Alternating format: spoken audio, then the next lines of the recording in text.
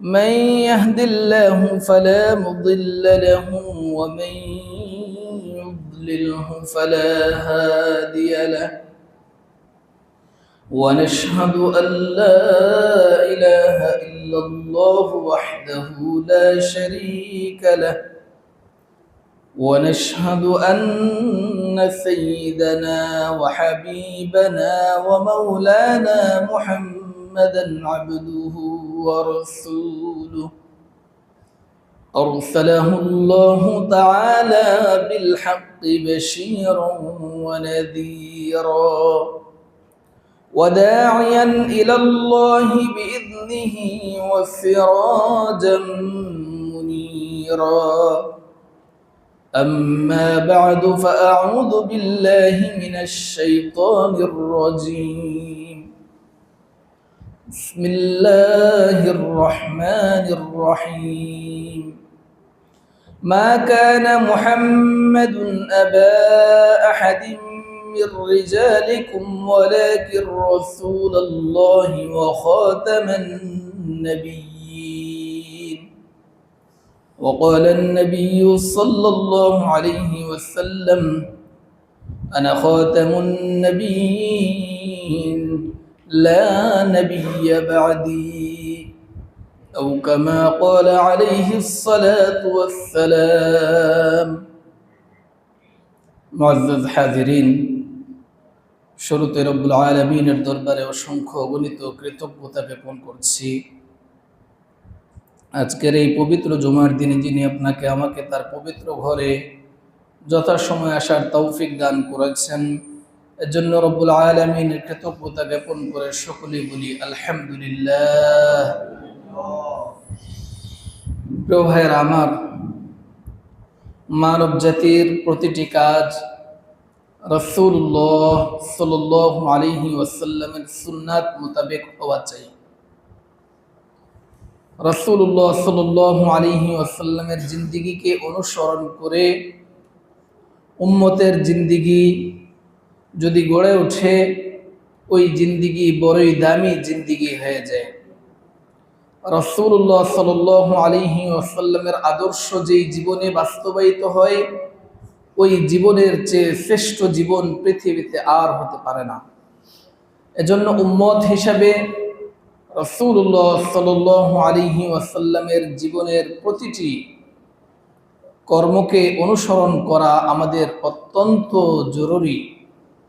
রাসূলুল্লাহ সাল্লাল্লাহু আলাইহি ওয়াসাল্লামের প্রতিটি সুন্নাত আমার জিন্দেগিতে কিভাবে এসে যায়, রাসূলুল্লাহ সাল্লাল্লাহু আলাইহি ওয়াসাল্লামের প্রতিটি সুন্নাহ আমি কি করে জেনে জেনে আমল করতে পারি, আমার জিন্দেগিকে আমি সুন্নাহ দিয়ে সাজাতে পারি, এজন্য রাসূলুল্লাহ সাল্লাল্লাহু আলাইহি ওয়াসাল্লামের জীবনের সুন্নাহ নিয়ে আমরা আলোচনা করছিলাম। বিগত সপ্তাহে আমরা খানার সুন্নাত নিয়ে আলোচনা শুরু করেছিলাম। সর্বপ্রথম রাসূল করিম সাল্লাল্লাহু আলাইহি ওয়াসাল্লামের হাদিসের বর্ণনাকারী ওমর ইবনে আবি সালামা রাদিয়াল্লাহু তাআলা আনহু তিনি বলেন, কুনতু ফি হিজরি রাসূলিল্লাহ সাল্লাল্লাহু আলাইহি ওয়াসাল্লাম, আমি নবী করিম সাল্লাল্লাহু আলাইহি ওয়াসাল্লামের কাছে প্রতিপালিত হয়েছি। একবার আমি রাসূলুল্লাহ সাল্লাল্লাহু আলাইহি ওয়াসাল্লামের সাথে খানা খাচ্ছিলাম। ওয়া কানাত ইয়াদি তাতিশু ফিস সুহফা, আর আমার হাত পাত্রের এদিক সেদিক বিভিন্ন দিক থেকে খাচ্ছিল। আমি রাসূলের সাথে খেতে বসে বিভিন্ন জায়গা থেকে হাত দিয়ে খাচ্ছিলাম, ছোট বাচ্চারা যেটা করে থাকে। তো রাসূলুল্লাহ সাল্লাল্লাহু আলাইহি ওয়াসাল্লাম ছিলেন অত্যন্ত ধৈর্যশীল।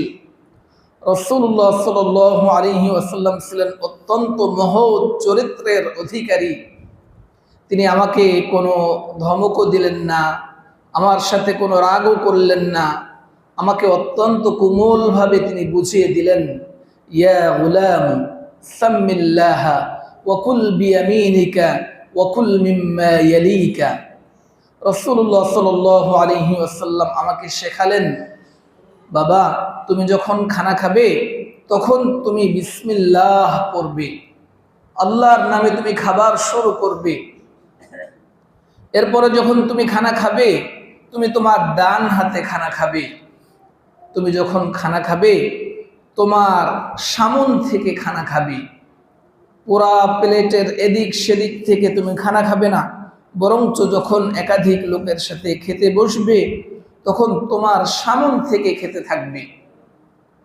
এটা খুব সহজ কথা, আমরা জানি। 3 জন 4 জন মানুষ যখন আমরা এক প্লেটে খেতে বসি, তো একজন যদি এমন হয় যে একবার খায় অমুকের সামন থেকে, আরেকবার আরেকজনের সামন থেকে, আরেকবার আরেকজনের সামন থেকে, স্বভাবতই আমাদের বিরক্তি আসবে কি আসবে না? কি বলেন? বিরক্তি চলে আসবে। তো এটা সুন্নাহ সম্মত পদ্ধতি নয়। এজন্য রাসূলুল্লাহ সাল্লাল্লাহু আলাইহি ওয়াসাল্লাম তার ঘরে প্রতিপালিত হওয়া বালক ওমর ইবনে আবি সালামা রাদিয়াল্লাহু তাআলা আনহুকে খানার সুন্নাহ শিখালেন, খানার আদব শিখালেন। অত্যন্ত চমৎকার ভাবে হযরতে ওমর ইবনে আবি সালামা রাদিয়াল্লাহু তাআলা আনহু রাসূল করিম সাল্লাল্লাহু আলাইহি ওয়াসাল্লাম থেকে শৈশবেই খানার সুন্নাহ শিখে নিলেন। তিনি অত্যন্ত মনোযোগের সাথে রাসূল করিম সাল্লাল্লাহু আলাইহি ওয়াসাল্লামের শেখানো পদ্ধতি শুনতেছিলেন। তিনি শুনলেন এবং মানলেন। গোটা জিন্দেগি ভর তিনি এই রাসূলের উপদেশের উপরে আমল করলেন। পরবর্তীতে যখন তিনি বড় হলেন, সাহাবায়ে কেরামকে তিনি একবার শোনালেন যে, দেখো, আমি তো রাসূলুল্লাহ সাল্লাল্লাহু আলাইহি ওয়াসাল্লামের ঘরে প্রতিপালিত হয়েছি, রাসূলের সাথেই আমি থাকতাম, রাসূলের সাথেই আমি খেতাম।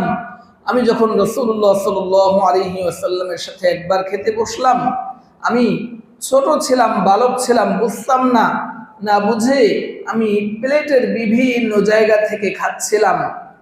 বিষয়টা রাসূলুল্লাহ সাল্লাল্লাহু আলাইহি ওয়াসাল্লাম লক্ষ্য করলেন।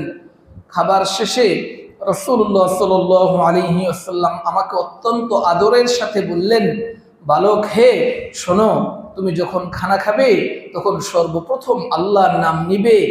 এরপরে যখন তুমি খানা খাবে, তোমার ডান হাতে খাবে।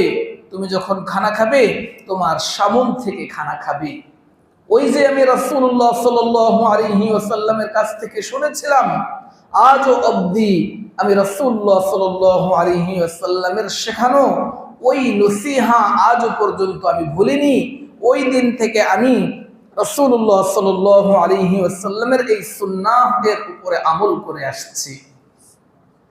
প্রিয় ভাইরা আমার, তাহলে এখান থেকে আমরা 3টা সুন্নাহ শিখতে পারলাম। 1 নম্বর সুন্নাহ, আমরা যখন খানা খাবো তখন বিসমিল্লাহ পরে খাবো।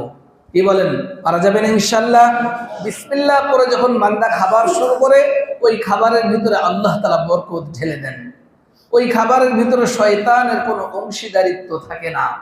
আর বিসমিল্লাহ ছাড়া যদি কোনো বান্দা খাবার শুরু করে দেয়, তাহলে ওই খাবারে শয়তান শরীক হয় এবং শয়তানের নাপাকি ওই খাবারের ভিতরে লেগে থাকে। এবং ওই খাবার খাওয়ার পরে মানুষের আত্মার ভিতরে নাপাকি তৈরি হয়, মানুষের দেহের ভিতরে অপরিচ্ছন্নতা তৈরি হয়। সেখান থেকেই মানুষের হৃদয়ের ভিতরে ইবাদতের প্রতি, আল্লাহ ও রাসূলের প্রতি অনীহা সৃষ্টি হতে থাকে। এজন্য আমাদেরকে অত্যন্ত গুরুত্বের সাথে বিষয়টা নিতে হবে যে আমরা যখন খানা খাবো, এই খানা আল্লাহর দেওয়া নিয়ামত। তো আল্লাহর দেওয়া নিয়ামত যখন আমরা খাবো, আমার নবী কিভাবে খানা খেতেন, আমার রাসূল আমাকে কিভাবে খানা খেতে শিখিয়েছেন, আমার নবী কিভাবে খেলে পছন্দ করেন, আমার নবীর তরিকাটা কি খানা খাওয়ার ভিতরে, এই বিষয়গুলোকে স্মরণ করব। রাসূলের সুন্নাহকে স্মরণ করে এরপরে আমি খানা খাবো। এর দ্বারা আমার এক তো খানা খাওয়ার কাজ তো হয়েই যাবে, কিন্তু রাসূলুল্লাহ সাল্লাল্লাহু আলাইহি ওয়াসাল্লামের অনুসরণ করার কারণে, রাসূলুল্লাহ সাল্লাল্লাহু আলাইহি ওয়াসাল্লামের সুন্নাহকে অনুসরণ করার কারণে আমার জিন্দেগি আলোকিত হয়ে যাবে, আমার জিন্দেগি নূরানি হয়ে যাবে, আমার জিন্দেগি রাসূলুল্লাহ সাল্লাল্লাহু আলাইহি ওয়াসাল্লামের সুন্নায় ভরে উঠবে। আমার জিন্দেগি বড় দামি জিন্দেগি হবে, আমার জিন্দেগি বড় সফল জিন্দেগি হবে। এজন্য আমরা পারবো তো ইনশাআল্লাহ? সর্বপ্রথম বিসমিল্লাহ পড়ব, এরপরে ডান হাতে খাবো। একাধিক লোক যখন খেতে বসবো, তখন নিজের সামন থেকে খাবো, অন্যের সামন থেকে নয়। যদি খাবার একই হয়, অনেক সময় হয় যে এক জায়গায় মাছ রাখা, আর এক জায়গায় গোশত রাখা, আর এক জায়গায় ডিম রাখা, তখন যদি আবার বিভিন্ন জায়গা থেকে খায় সেটা কিন্তু আবার দোষণীয় নয়। একই খাবার যদি হয়, খিচুড়ি খেতে বসছি, এখন খিচুড়ি খাওয়ার সময় তো আরেকজনের সামনে থেকে খাওয়ার কোনো প্রয়োজন নেই। কি বলেন, প্রয়োজন আছে? প্রয়োজন নেই। ভাত খাচ্ছি, সবার সামনেই ভাত আছে, ডাল আছে, তরকারি সবার সামনেই আছে, তাহলে আরেকজনের সামনে থেকে খাবার কোনো প্রয়োজন নেই। কিন্তু যদি এমন হয় যে ফল খাচ্ছি, এক জায়গায় আপেল, আর এক জায়গায় আঙ্গুর, আর এক জায়গায় আনার রাখা, তখন স্বভাবতই আমার হাত তিন জায়গায় যাবে। তখন তিন জায়গায় গেলেও সেটা দোষণীয় হবে না, যেহেতু খাবার বিভিন্ন রকম। তো বিভিন্ন রকম খাবারের জন্য যদি হাত বিভিন্ন জায়গায় যায় সেটা দোষণীয় হবে না। তো তাহলে আমরা 4 নম্বর সুন্নাতের দিকে অগ্রসর হই। রাসূলুল্লাহ সাল্লাল্লাহু আলাইহি ওয়াসাল্লামের সুন্নাহ এর মধ্যে 4 নম্বর সুন্নাহ হলো খাবার শুরুতে যদি আমরা বিসমিল্লাহ পড়তে ভুলে যাই তখন কি করণীয়। এটা আমাদের অনেক সময় হয়ে থাকে। যখন খাবার সামনে আসে, শয়তান তো চিন্তা করে যে খাবারে আমার শরীক হতে হবে, যে কোনো মূল্যে আমার খাবারে শরীক হতেই হবে, অন্যথায় তো ক্ষুধার্ত থাকতে হবে। এজন্য শয়তান শুরু থেকেই তাকে বিভিন্ন নানা প্রলোভন দেখিয়ে আমাদেরকে বিসমিল্লাহ ভুলায় দেয়। খাবার খেতে বসলে নিয়ত সব সময়ই থাকে যে বিসমিল্লাহ পরে খাবো, আল্লাহর নামে খাবো, কিন্তু যখনই খাইতে বসে যাই ঠিক তখন হয়তো কথা বলতে বলতে বসে যাই। যখন খেতে বসে যাই তখন হয়তো অন্যদিকে চিন্তা করতে করতে বসে যাই। যখন খেতে বসে যাই তখন খাবারটা কেমন হলো ওই নিয়ে গবেষণা করতে করতে অনেক সময় এমন হয় যে আমরা বিসমিল্লাহ পড়তে ভুলে যাই।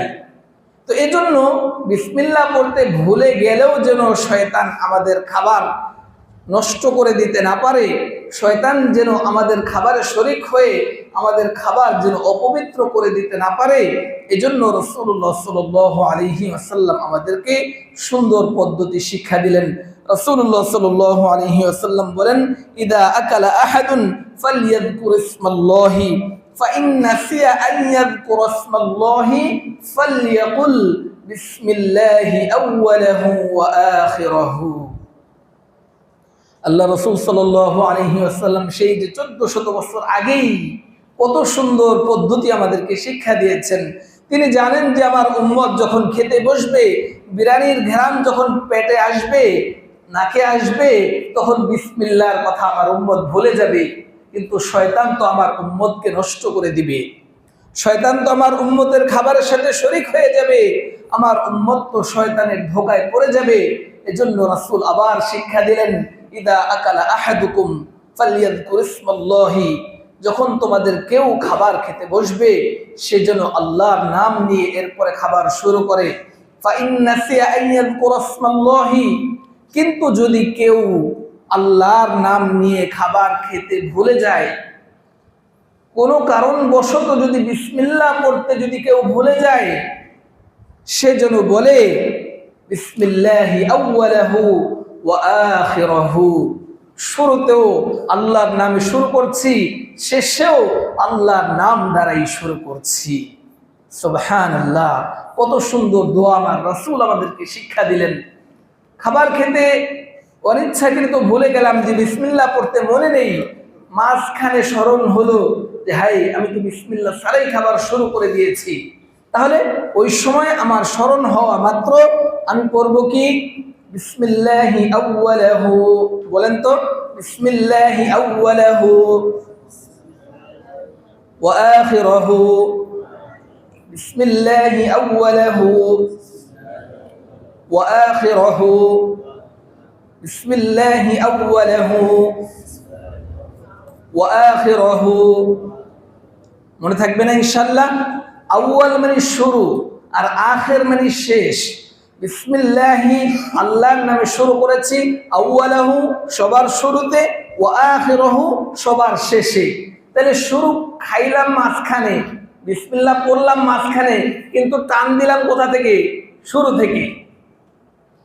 খেলাম বিসমিল্লাহ পড়লাম মাঝখানে, কিন্তু কথাটা বলে নিলাম যে শুরু থেকে আমি কি বিসমিল্লাহ দ্বারাই শুরু করছি, আর শেষেও কি আল্লাহর নাম দ্বারাই শুরু করছি।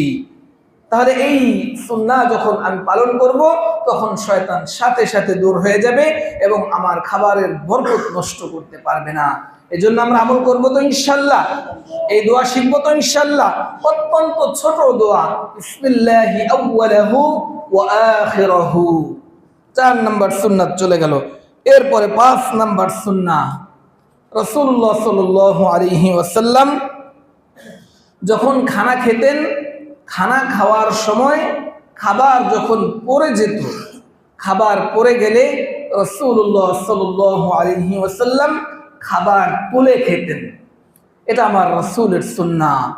এটা অত্যন্ত জরুরি সুন্নাহ, এটা অত্যন্ত গুরুত্বপূর্ণ সুন্নাহ।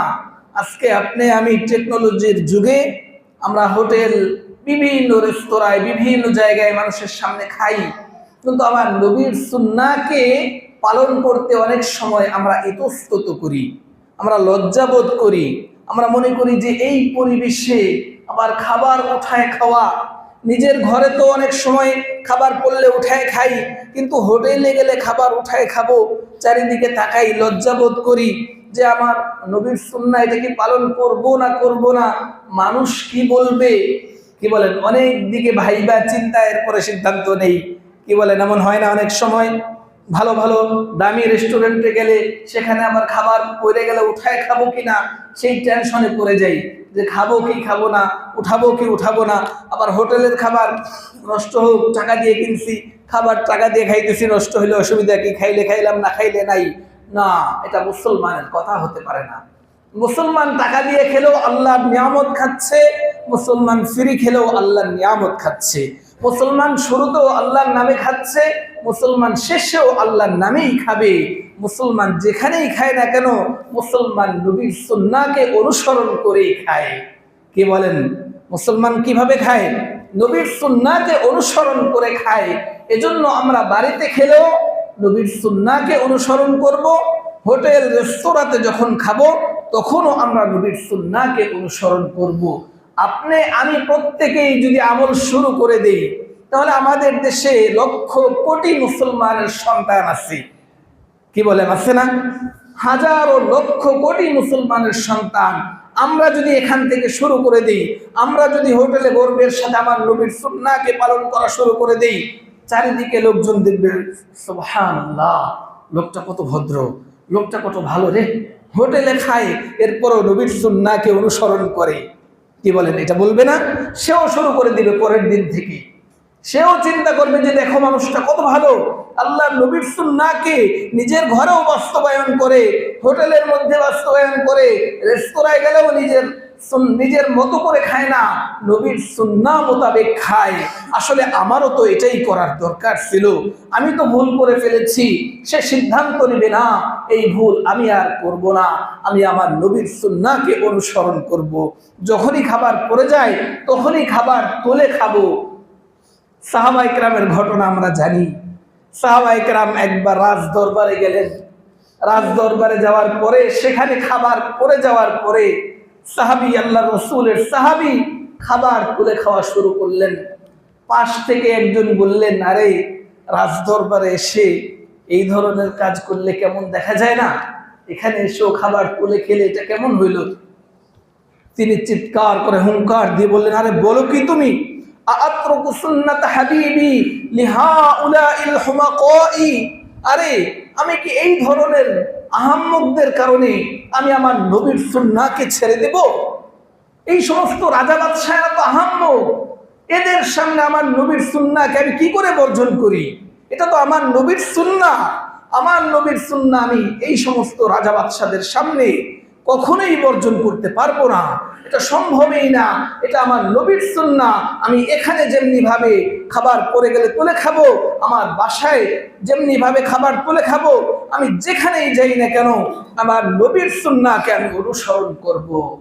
এজন্যই রাসূলুল্লাহ সাল্লাল্লাহু আলাইহি ওয়াসাল্লাম ইরশাদ করেন, ইদা সাকাতাত লুকমাতু আহাদিকুম ফালইউমিত আনহাল আদা ওয়ালইয়াকুলহা, তোমাদের কারো যখন কোনো খাবারের লোকমা নিজের হাত থেকে পড়ে যায়, তখন সে যেন, যদি কোনো ময়লা লেগে যায়, ওই খাবার যদি ময়লা লেগে থাকে সেই ময়লা যেন সরিয়ে ফেলে। সেই ময়লা যেন ধুয়ে মুছে নেয়, এরপরে যেন সেই খাবারটা খেয়ে নেয়। ওয়ালা ইয়াদাহা লিশ-শাইতান, আর ওই খাবারটা যেন শয়তানের জন্য রেখে না দেয়। কোনো খাবারের লোকমা পড়ে গেলে ওই খাবার যদি ফেলে দেওয়া হয়, ওই খাবার যদি তুলে না খাওয়া হয়, তাহলে ওই খাবার শয়তানের জন্য হয়ে যায়। এজন্যই রাসূল শিক্ষা দিলেন, যখন তোমাদের কারো খাবার পড়ে যায় হাত থেকে, তখন সে যেন সর্বপ্রথম খাবারে যদি কোনো ময়লা থাকে, খাবারে যদি কোনো অনিষ্ট থাকে, সেটা যেন সে দূর করে, এরপরে যেন সে সেই খাবারকে অত্যন্ত উত্তম রূপে খেয়ে নেয়, সেটা যেন শয়তানের জন্য রেখে না দেয়। 5 নম্বর সুন্নাহ চলে গেল, যদি খাবার পড়ে যায় তাহলে খাবার উঠিয়ে খাবো। আমরা নিজেরা যেমন খাবো, আমাদের সামনে আমাদের কোনো ভাই যদি খায়, খাবার পড়ে গেলে আমরা তাদেরকে শিখিয়ে দিব। আমার পরিবারের ভিতরে যখন খাবো, খাবার পড়ে গেলে আমরা বাচ্চাদেরকে শিখিয়ে দিব, আমাদের পরিবার পরিজনদেরকে শিখিয়ে দিব যে খাবার পড়ে গেলে খাবার উঠিয়ে খাওয়া, এটা আমার নবীর সুন্নাহ, এটা রাসূলের সুন্নাহ, এটা মুসলমানের কর্তব্য, মুসলমানের পালনীয়। অতএব পরিবারের ভিতরে যখন এই অভ্যাস হবে, ওই পরিবার থেকে যখন বাচ্চারা বড় হবে, তারাও এই সুন্নাহ শিখতে শিখতে বড় হবে। তাদের শৈশব থেকে সুন্নাহ চর্চা করতে করতে এরপরে তারা বড় হবে। কি বলেন? আমরা যদি এখন থেকে শুরু করে দেই, সবাই যদি আমরা শুরু করে দেই আমাদের পরিবারের ভিতরে রাসূলের সুন্নাহকে বাস্তবায়ন করা, আমাদের সন্তানরা আমাদের থেকে শিখবে না? আমাদের স্ত্রীরা আমাদের থেকে শিখবে না? আমাদের ভাই বন্ধু সবাই আমাদের থেকে শিখবে না? তারা যখন আমল শুরু করবে, আমার সন্তান অনেক ছোট, আমি তো আমল করব 50 বছর বয়সে, কিন্তু আমার সন্তান আমল করবে 5 বছর থেকে। কি বলেন? আমার সন্তান যখন 5 বছর থেকে সুন্নাহ প্র্যাকটিস করতে করতে বড় হবে, সুন্নাহ অনুসরণ করতে করতে বড় হবে, তার জীবন তো সুন্নায় ভরে যাবে, তার জীবন তো সুন্নায় আলোকিত হয়ে যাবে, তার জীবন তো মহা মূল্যবান জীবন হয়ে যাবে। এজন্য আমরা আমাদের সন্তানদেরকে রাসূলের এই সুন্নাহগুলো শিক্ষা দিব। আমার সন্তান যেন কোনো কাফের মুশরিকের মতো না খায়, আমার সন্তান যেন আমার নবী যেমনি ভাবে খেতেন সেই শিক্ষাটা শৈশব থেকেই যেন তারা পেয়ে যায়। আমরা অনেক সময় লজ্জা বোধ করি, আরে আমি নিজেই তো সুন্নাত তরিকায় খাই না, আবার আরেকজনকে বলি কি কইরা। কি বলেন? এই লজ্জা আমরা সবাই কি করি না, যে আমি নিজেই তো সুন্নাহর উপরে চলতে পারি না, আবার আরেকজনকে বললে সে আবার কি না বলে বসে। না, এই চর্চা বাদ দিতে হবে, লজ্জা বাদ দিতে হবে। আমি আজকে যদি শুরু করে দেই, কালকে আমার ভিতরে আসবে। আমি যখন আরেকজনকে বলতে থাকবো, তখন আমি যখন সুন্নাহকে বর্জন করব, আমার ভিতরে নাড়া দিবে, আরে গতকালকে আমি অমুককে সুন্নাহ শিখাইলাম, আজকে কি করে আমি সুন্নাহ বর্জন করি। অন্যকে যখন শেখানো শুরু করব, তখন আমার নিজের ভিতরে আমল শুরু হয়ে যাবে, আমি নিজে অটোমেটিক আমল করতে পারবো ইনশাআল্লাহ। এজন্য প্রত্যেকেই চেষ্টা করব, নিজে তো আমল করবই, আমার পাড়া প্রতিবেশী, আমার বন্ধু বান্ধব, আমার সন্তান সবাই যেন আল্লাহ রাসূলের সুন্নাহর উপরে আমল করতে শেখে। কি বলেন? রাজি আছে ইনশাআল্লাহ? সবাই রাজি আছে ইনশাআল্লাহ? এখন থেকে সুন্নাহ বর্জন করে আমরা কখনোই খানা খাবো না ইনশাআল্লাহ। সবাই রাজি আছেন ইনশাআল্লাহ? এখন থেকেও যদি আমরা আমল শুরু করি, বাকি জিন্দেগি যদি আমরা রাসূলের সুন্নাহ অনুযায়ী কাটায়া যেতে পারি, কাল কিয়ামতের ময়দানে তো বলতে পারবো যে আল্লাহ দীর্ঘ জীবন জানি নাই সুন্নাহ, কিন্তু যখন থেকে জানছি তখন থেকে আর বর্জন করি নাই। কি বলেন? এই সুন্নাত তরিকায় যদি খানা খাওয়া শুরু করি, খানা তো নিজের প্রয়োজন, কিন্তু সুন্নাত তরিকায় খাওয়ার কারণে এই খানা খাওয়া আমার ইবাদতে পরিণত হয়ে যাবে। সুবহানাল্লাহ। আল্লাহ তাআলা আমাদের সবাইকে তৌফিক দান করেন।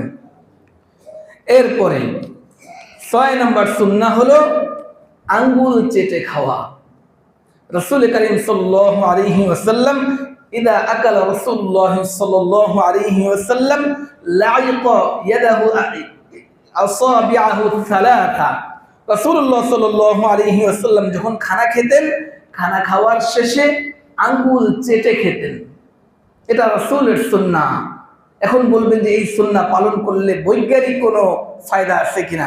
দেখুন, রাসূলুল্লাহ সাল্লাল্লাহু আলাইহি ওয়াসাল্লামের এই সুন্নাহগুলো 1400 বছর আগে রাসূল শিখিয়ে দিয়েছেন। 1400 বছর পরে আজকের এই বৈজ্ঞানিক চর্চা যখন সারা পৃথিবীতে চলতেছে, এই বিজ্ঞান বলে যে কেউ যখন হাতের আঙ্গুল চেটে খায়, আঙ্গুলের সাথে এমন কিছু পদার্থ বের হতে থাকে যে কারণে খাবার খাওয়ার পরে পাকস্থলীতে খুব তাড়াতাড়ি হজমের কাজ করে। হাত দিয়ে খাবার খেলে হাতে যখন খাবার লাগে, এই খাবার আবার যখন চেটে খাওয়া হয় তাহলে খাবার হজমে ভালো কাজ করে এবং এই খাবার সুস্থতার জন্য বড়ই সহায়ক হয়। এজন্য কাফের মুশরিকরা চামিচ দিয়ে খায়, আর আমার নবী আমাদেরকে খাওয়ার শিক্ষা দিয়েছেন হাত দিয়ে খেতে, ডান হাত দিয়ে খেতে। ডান হাত দিয়ে যখন বান্দা খায় তখন হাতের ভিতর থেকে এমন কিছু পদার্থ এই খাবারের সাথে যুক্ত হয় যার কারণে খাবারের হজম শক্তি বৃদ্ধি পায়, অল্পতে হজম হয়, খাবারে কোনো অনিষ্ট হয় না, খাবার বদ হজম করে না। এজন্য রাসূলুল্লাহ সাল্লাল্লাহু আলাইহি ওয়াসাল্লাম খাবার খাওয়ার শেষে হাত চেটে খেতেন, এটা রাসূলের সুন্নাহ। এখন আমরা যদি লজ্জা পাই যে হায় রে, এখানে আবার হাত চাইটা খামু, কেমন দেখা যায়, এটা আবার খ্যাত খ্যাত লাগে কিনা। নবীর সুন্নাহ কোনোদিন খ্যাত হতে পারে? কি বলেন? নবীর সুন্নাহ কোনোদিন খ্যাত হতে পারে? কোনোদিনও হতে পারে না। নবীর 1400 বছর আগে শিক্ষা দেওয়া প্রতিটি সুন্নাহ বৈজ্ঞানিক বিশ্লেষণ থেকেও প্রত্যেকটাই উপকারী, প্রত্যেকটাই উপকারী এবং সাধারণ উপকারী না, অসাধারণ উপকারী। কোন বিজ্ঞানী রাসূলের কোন সুন্নাহকে অনুপকারী বলে প্রমাণ করতে পারেনি। মুসলমানদের নামাজ নিয়ে বিজ্ঞানীরা খুবই বিশ্লেষণ করেছে। তারা দেখেছে মুসলমানদের রুকুতে কি পরিমাণ ফায়দা, সিজদায় যায় শরীরের কি পরিমাণ ফায়দা, প্রতিটা অঙ্গ প্রত্যঙ্গের জন্য যথেষ্ট উপকার। রোজা, মুসলমানদের রোজা, হিন্দু, খ্রিস্টান, ইহুদি ডাক্তাররা পরামর্শ দেয় যে ভাই যদি খাবার কম খাওয়া হয়, রোজা রাখা হয় সারাদিন, এই রোজা রাখার কারণে মানুষের দেহের ভিতরে এমন শক্তি তৈরি হয় যে রোগ বালাই বহুত দূরে চলে যায়। এজন্য অনেক সময় খ্রিস্টান ডাক্তাররা রোজা রাখার পরামর্শ দেয়, হিন্দু ডাক্তাররা রোজা রাখার পরামর্শ দেয়। ইসলাম এত সুন্দর, রাসূলুল্লাহ সাল্লাল্লাহু আলাইহি ওয়াসাল্লামের শিখিয়ে দেওয়া পদ্ধতিগুলো খুবই স্বাস্থ্যসম্মত। এটা এমন নয় যে এটা কোনো খ্যাত না, এটা কোনো ছোট কাজ নয়, বরং এটা আমার নবীর সুন্নাহ, আমার জীবনের চাইতেও বেশি দাম এক একটা সুন্নাহ। এজন্য আমরা যখন খানা খাবো আমাদের আঙ্গুল চেটে খাবো। খাবার শেষে আঙ্গুল চেটে খাওয়ার অভ্যাস করবো ইনশাআল্লাহ, সবাই করবো ইনশাআল্লাহ।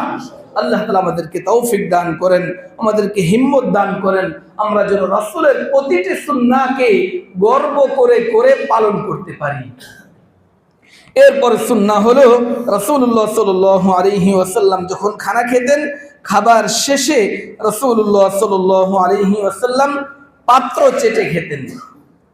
রাসূলুল্লাহ সাল্লাল্লাহু আলাইহি ওয়াসাল্লাম খাবারের শেষে ওয়া আমারানা আন নাসলুতাল কসআতা, রাসূলুল্লাহ সাল্লাল্লাহু আলাইহি ওয়াসাল্লাম আমাদেরকে আদেশ করেছেন খাবার শেষে পাত্র চেটে খেতে। কি বলেন? খাবার শেষে পাত্র চেটে খেলে কারণটা কি? কারণ একটু পরে রাসূল সাল্লাল্লাহু আলাইহি ওয়াসাল্লাম বলে দিয়েছেন লিআন্নাকুম লা তাদরুনা ফি আইয়ি তুআমিকুমুল বারাকাতা, কারণ তোমরা জানো না যে তোমাদের খাবারের কোন অংশের মধ্যে বরকত লুকিয়ে আছে, এটা তোমরা জানো না। এজন্য যখন তোমরা খাবার শেষ করবে তখন তোমাদের পাত্রগুলো চেটে চেটে এরপরে খাবে। তাহলে বোঝা গেল খাবারের কোন অংশের মধ্যে বরকত এটা আল্লাহ পাক ভালো জানেন। এজন্য রাসূল আমাদেরকে শিক্ষা দিয়েছেন ওই বরকত লাভ করার জন্য আমরা যখন খাবার শেষ করব আমাদের পাত্রগুলো চেটে সুন্দর করে খাবো। দেখবেন একজন মুসলমানের খাবার, একজন সুন্নাহ পালনকারীর খাবার কত সুন্দর হয়। সে যখন খায় বিসমিল্লাহ করে খায়, বসে খায়, ডান হাতে খায়, খাবার পড়লে উঠিয়ে খায়, খাবার শেষে আঙ্গুল চেটে খায়, খাবার শেষে বর্তন চেটে খায়। এই লোকটা খাবার খাওয়ার থেকে ওঠার পরে ওই প্লেটের দিকে যখন একজন তাকাবে তখন বলবে যে কোনো ভদ্রলোক খানা খেয়েছে, কোনো আদর্শবান লোক খানা খেয়েছে, কোনো মানুষ খানা খেয়েছে। আরেকজন নবীর সুন্নাহ মানে না, সেও খানা খায়, বসে গল্প করতে করতে খাবার খায়, বাম হাতে খায়, কখনো কখনো দাঁড়ায় খায়, কখনো খাবার পড়লে তুইলা খায় না, চাইটাও খায় না, অর্ধেক খায়, অর্ধেক ফালায় রাখে। এরপরে একজন মানুষ যখন দেখে যে এখানে কেউ খানা খাইছে, কি বলেন, আদর্শবান মানুষ যে, সে বলবে যে কোনো মানুষ খাইছে, কি বলেন, সে পার্থক্য করতে পারবে না যে এখানে কোনো মানুষ খেয়েছে না কোনো প্রাণী খেয়েছে। এজন্য রাসূলের সুন্নাহগুলো সর্বযুগেই পালনীয়, সর্বযুগেই গৌরব নয়। রাসূলের সুন্নাহ সর্বযুগেই অত্যাধুনিক। এমন না যে 1400 বছর আগের সুন্নাহ এখন পালন করবো কি করতে, এখন তো চামিচ দিয়ে খাইলে মনে হয় যে আধুনিক আধুনিক লাগে। না, মুসলমানের 1400 বছর না, 14,000 বছরও যদি যায়, মুসলমানের এটাই হলো সুন্নাহ, এটাই হলো সর্বাধুনিক। এজন্য রাসূলের এই সুন্নাহকে আমরা বাস্তবায়ন করব ইনশাআল্লাহ। আজকে থেকে যখন খানা খাবো হাত চেটে খাবো, যখন খানা শেষ করব বর্তন চেটে খাবো, নিজেও খাবো, অন্যদেরকেও বর্তন চেটে খেতে শিক্ষা দিব। প্রিয় ভাইয়েরা আমার, এরপরে আসি পানি। আমরা পানি পান করি, বাঙালিরা পানি খাই, আর অন্য দেশের মানুষ হলো পানি পান করে, কি বলেন, আমরা হলো পানি খাই আর সারা পৃথিবীর মানুষ হলো পানি পান করে। যাই হোক, তো পানি যখন পান করব তখন পানি পান করার সুন্নাহ হলো বসে পান করা। পানি পান করার সুন্নাহ হলো বিসমিল্লাহ পড়ে পান করা। পানি পান করার সুন্নাহ হলো 3 শ্বাসে পান করা। পানি পান করার সুন্নাহ হলো পানির গ্লাসের ভিতরে শ্বাস না ফেলা।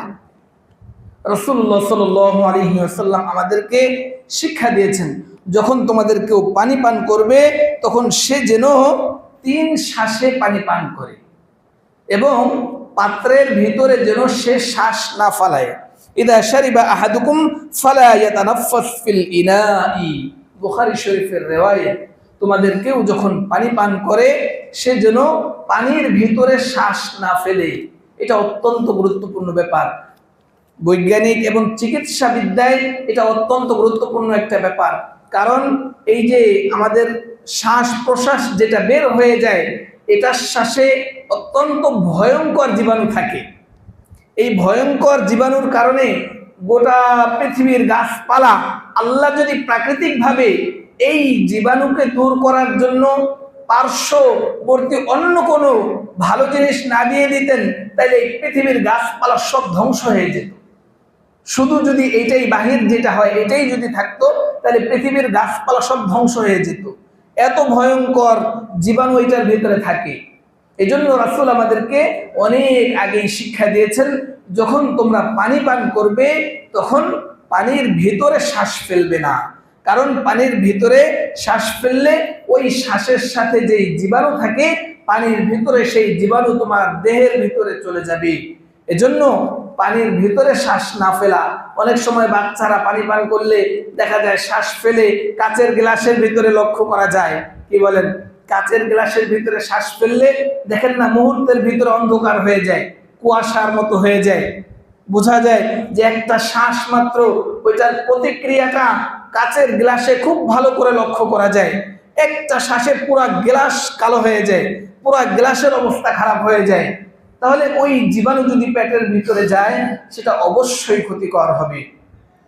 এজন্য রাসূলুল্লাহ সাল্লাল্লাহু আলাইহি ওয়াসাল্লামের শেখানো পদ্ধতি, আমরা যখন পানি খাবো শ্বাস পানির ভেতরে ফেলবো না, শ্বাস বাহিরে ফেলবো, 3 শ্বাসে খাবো।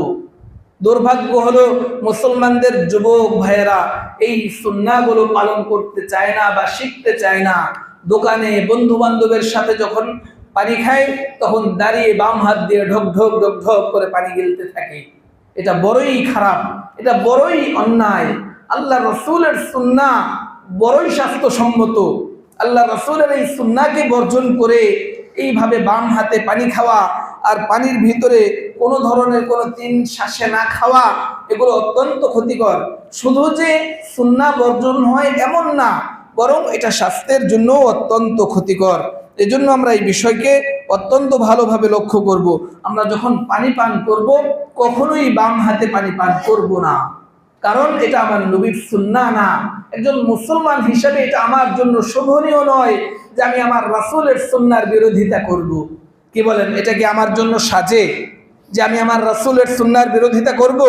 আমার রাসূল খাইতেন একভাবে, আমাকে শিখিয়েছেন একভাবে, আর আমার রাসূল যতই চেষ্টা করেছেন আমাকে শিখাতে, কিন্তু আমি ততই রাসূলের সুন্নাহ থেকে দূরে সরে কাফের মুশরিকদের মতো করে খাবো। এটা কি আমার জন্য শোভনীয় হবে? কখনোই না। এজন্য আমি দোকানে খাই, বন্ধু বান্ধবের সাথে খাই, আমি রেস্টুরেন্টে খাই, যেখানেই খাই না কেন আমি আমার সুন্নাহকে আঁকড়ে ধরবো, আমি আমার নবীর সুন্নাহকে আঁকড়ে ধরবো, গর্বের সাথে আমি আমার নবীর সুন্নাহকে পালন করব। আমি যখন এটার উপরে অটল হব, মজবুত হব, আমার বন্ধু বান্ধব যারা এই নবীর সুন্নাহকে জানে না তারাও আমার থেকে শিক্ষা গ্রহণ করবে, এবং আজকে হয়তো তারা না বুঝে পান করছে, যখন তারা বুঝবে যে না আমার নবীর সুন্নাহর ভিতরেই হলো সবচেয়ে বেশি উপকার, এটাই হলো স্বাস্থ্যসম্মত, এটাই হলো সর্বোত্তম পদ্ধতি, তখন তারা আপনাকে বাহবা দিবে। আজকে হয়তো বলবে আরে মোল্লাগো মতো খাও কেন? কি বলেন, সুন্নাহ কি মোল্লাদের মতো? অনেকে টিটকারি করবে, বন্ধু বান্ধবের ভিতরে অনেকেই টিটকারি করবে, মোল্লা হয়ে গেছে, একদম ডান হাত দিয়ে খাইতে হবে, আবার বলে বিসমিল্লাহ পড়তে হবে, আবার 3 শ্বাসে খাইতে হবে। দেখো কত নিয়ম কানুন, কত নিয়ম কানুন, অত নিয়ম কানুনের দরকার নেই। অনেক যুবক ভাইয়েরা বলে ফেলবে, মুসলমানের সন্তান, কি বলেন, বড় দিলে বড় ব্যথা লাগে না যে আমার নবীর সুন্নাহকে এইভাবে টিটকারি মুসলমানের সন্তান করবে? এটা কি হতে পারে? আজকে আমাদের এই শিক্ষা না থাকার কারণে, আমাদের সমাজ ব্যবস্থার ভিতরে শৈশব থেকে আমাদেরকে রাসূলের এই সুন্নাহ থেকে দূরে রাখার কারণে আমার সন্তান, মুসলমানের সন্তানের মুখ দিয়ে এমন এমন শব্দ বের হয় যে এটা রাসূলের জন্য বড়ই কষ্টদায়ক, রাসূলের কাছে এটা বড়ই অপছন্দনীয়। আমি রাসূলের শাফাআত কামনা করি, আমি রাসূলের হাতে হাউজে কাউসার পান করতে চাই, আমি রাসূলের শাফাআতের আশা করি, আর আমি রাসূলের সুন্নাহকে বর্জন করার জন্য যুদ্ধ করি। এটা কি হইল? এটা কি মানায়? কখনোই না। এটা শোভনীয় না, এটা আমার জন্য বড়ই ক্ষতিকর। আমি হয়তো না মানলাম, আমি মানতে পারি নাই, সেটা ভিন্ন কথা, কিন্তু যদি আবার কটু কথা বলি সেটা বড়ই ভয়ঙ্কর হবে, সেটা বড়ই ক্ষতিকর হবে। এজন্য যুবক ভাইদের প্রতি উদাত্ত আহ্বান, ভালো করে খেয়াল রাখবো, আমার বন্ধুরা আমার থেকে শিখবে, আমার বন্ধুর থেকে আমি কোনো কাফের মুশরিকদের তরিকা শিখবো না। আমি আমার নবীর তরিকায় খাবো। আমার বন্ধু যদি আমাকে টিটকারিও করে, আমি আমার রাসূলের সুন্নাহকে আঁকড়ে ধরবো, তার টিটকারিকে আমি বিন্দু পরিমাণ পরোয়া করব না। রাজি আছি ইনশাআল্লাহ? সবক যুবকরা রাজি আছি ইনশাআল্লাহ?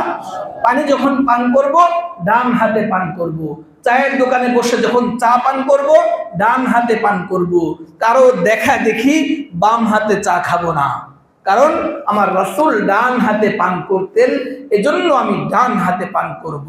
3 শ্বাসে পান করব, ওই চায়ের কাপের ভিতরে আমি শ্বাস ফেলবো না, শ্বাস বাইরে ফেলবো। এই 3 শ্বাসের কারণ এটাই, এক শ্বাসে খেতে গেলে শ্বাস ধরে রাখা যায় না, শ্বাস ভিতরে ঢুকে যায়।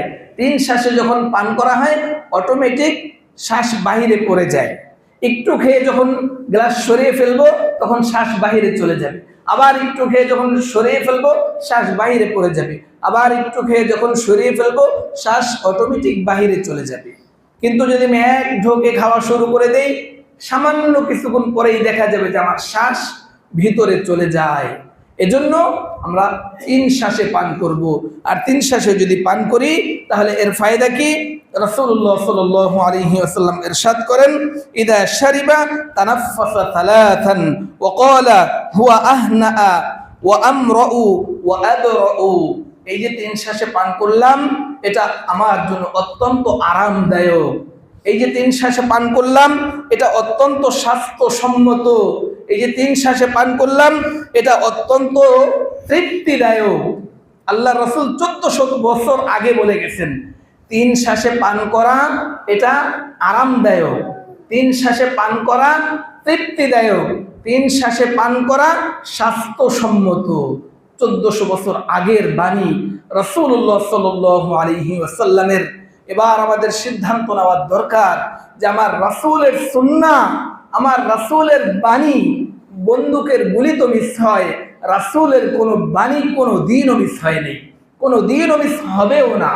এজন্য যুবক ভাইয়েরা আমার, কোনো শয়তানের তরিকা, কোনো কাফেরের মুশরিকের তরিকা যেন আমাদেরকে আকৃষ্ট না করে, বরং আমি মুসলমানের সন্তান, আমি গর্বের সাথে আমার নবীর সুন্নাহকে পালন করব। আমি সর্ব জায়গায় গর্বের সাথে আমার নবীর সুন্নাহকে আঁকড়ে ধরব। সমাজে যেমন আমার নবীর সুন্নাহকে আঁকড়ে ধরব, বাড়িতে যেমন নবীর সুন্নাহকে আঁকড়ে ধরব, যেখানেই যাই না কেন আমার নবীর সুন্নাহকে আঁকড়ে ধরব। হয়তোবা সাময়িক কেউ কিছু বলবে, না জেনে বলবে, যখন জানবে তখন সে অনুতপ্ত হবে, অবশ্যই অনুতপ্ত হবে, একদিন আপনার কাছে ক্ষমা চাইতে বাধ্য হবে। এজন্য আসুন আমরা রাসূলের সুন্নাহকে আমাদের জীবনের পরতে পরতে বাস্তবায়ন করার চেষ্টা করি। করব তো ইনশাআল্লাহ। আল্লাহ তাআলা তৌফিক দান করেন।